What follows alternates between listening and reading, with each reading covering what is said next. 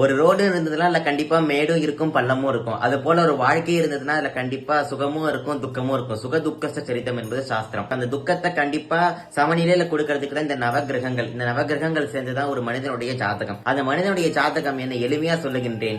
உன்னை நீ கெடுத்துக் கொண்டால் உனக்கு ராகு திசை, பிறரை நீ கெடுக்க நினைத்தால் உனக்கு கேது திசை, பிறரை நீ படிவாங்க நினைத்தால் உனக்கு சனி திசை, உனக்கு நல்புத்தி வந்துவிட்டால் உனக்கு புதன் திசை, உன் செல்வாக்கு உயர்ந்துட்டால் உனக்கு செவ்வாய் திசை, நிலையான செயல்கள் என்றால் அங்கே சூரிய திசை, நிறையற்ற செயல்கள் என்றால் அங்கே சந்திர திசை, உனக்காக மட்டும் நீ புண்ணியம் செய்தால் உனக்கு சுக்கிர திசை, உலகில் உள்ள அனைவருக்காகவும் நீ புண்ணியம் செய்தால் உனக்கு குரு திசை. எங்க மத்தவனை கெடுக்கணும்னு நான் ஏன் நினைக்க போறேன்? ஃபர்ஸ்ட் என்னை கெடுக்கிறதுக்கு நான் ஏன் நினைக்க போறேன்? இந்த கிரகங்கள் எப்பவுமே இப்படிதான் பண்ணுமா அப்படின்னா கிடையாது.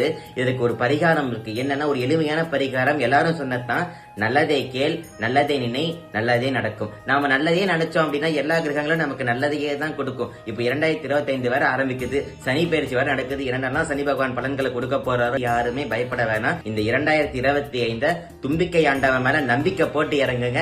எல்லாமே இறைவன் பார்த்துக்கொள்வார். எதிர்பார்ப்பில்லாத நல்லதை பண்ணோம் அப்படின்னா எல்லா கிரகங்களும் நமக்கு நன்மையே தான் கொடுப்போம். அறிவோம் தத்சத்.